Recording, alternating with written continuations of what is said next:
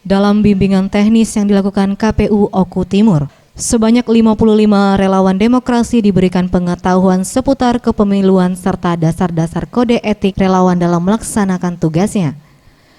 Komisioner KPU Divisi SDM Parmas Yuliansa mengatakan, relawan demokrasi ini merupakan gerakan sosial untuk meningkatkan partisipasi dan kualitas pemilih dalam menggunakan hak pilih, yang melibatkan peran serta masyarakat. Relawan demokrasi melibatkan kelompok masyarakat yakni pemilih pemula, pemilih muda, pemilih perempuan, penyandang disabilitas, serta berkebutuhan khusus.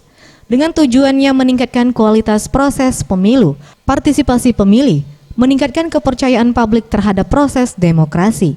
Dalam menjalankan tugasnya, relawan demokrasi harus mampu memberikan pemahaman dan penyampaian pentingnya demokrasi ke masyarakat, jadwal pemilu, tata cara pemberian suara, serta pengenalan peserta pemilu. Tim Liputan, Sriwijaya TV.